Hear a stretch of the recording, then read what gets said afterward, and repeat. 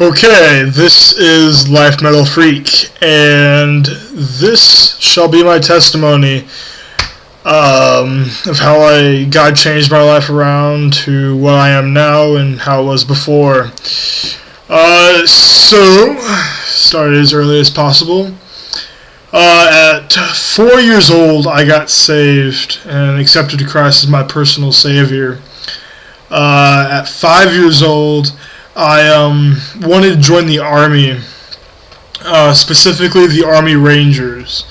And at 6 years old, I became the outcast at school. Everybody didn't really like me. No one really talked to me, and I was always the picked on and the outcast of the outcasts. I hung out with the outcasts because they only talked to me, even though they even rejected me.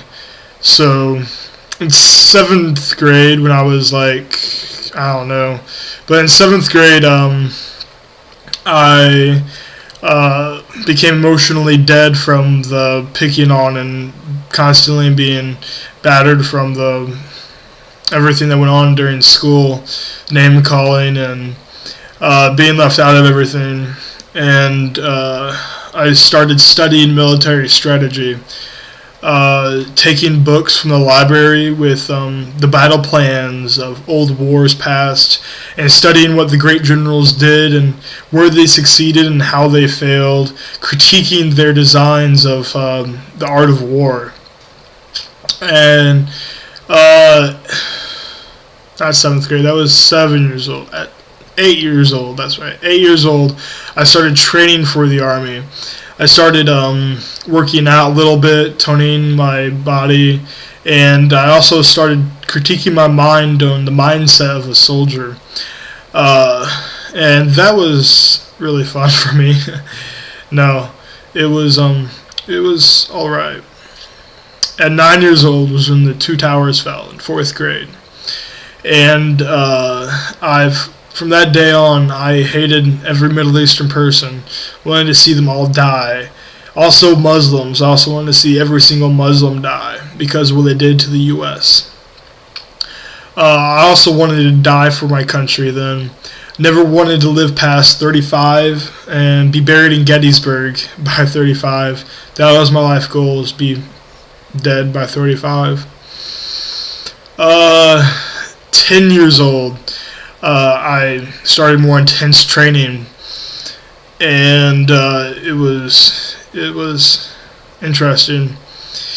11 years old, I became my emotional death worsened because like an amputation or like a limb or something missing, your body doesn't fully recognize it. Neither does your mind that it's actually gone. Until a few weeks later, a few weeks to months later, and with me it was a couple of years later because it was such a valuable thing, was emotions. So my mind finally realized, and kept on making up the emotions because they weren't fully there, but they were still there. But my mom was just making up my emotions, playing the scenarios out and everything, and at 11 years old, it stopped and finally realized that all my emotions are gone. Put me in a worse emotional state, and had thoughts of suicide, and hated everybody, was totally hated everything. Love to hate. Also, I started watching documentaries of wars, and desensitizing myself to death and everything. Watched videos and stuff of people being hung, and you saw live footage of people dying. You see all the blood splatter and everything at 11 years old, of women, children, and men alike, civilian or military personnel. At 12 years old, I became addicted to porn to ease my suffering. Only make it grew worse. At 13, I began sword fighting with sharpened pieces of rusted metal. That was to increase our hand-to-hand combat skills. We would swing sharpened rusted pieces of metal at each other, trying to kill each other. Besides the last blow, the finishing move, we stopped like a millimeter away from killing the person. I have 2 notches in my ear. I don't think you can see them on there, but there's 2 notches in my ear. I have 11-stitch scar on my arm. It was so deep they had to put 4 stitches underneath my skin. And also from being bashed in the rib so many times, my right side of my rib cage is deformed. It's kind of like pointed in one area and like flat in another area and like pushed in another area. Have some other scars and stuff, but they all faded away because you grow and the skin stretched out, so the scars mainly disappeared. At 14, we began airsoft with 450 FPS airsoft rifles, which if you airsoft, that's an alright airsoft gun. It will leave a bad well, and it also will make you bleed quite badly from quite a ways away. And we modified them too.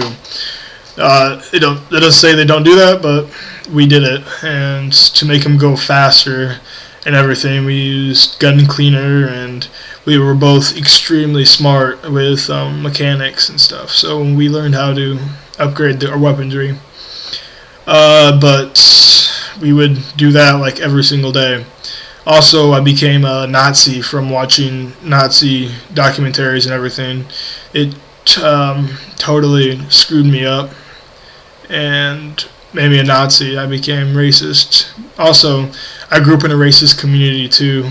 I lived around the KKK a lot, and the head of the KKK lived a couple towns over of the U.S., the big kahuna.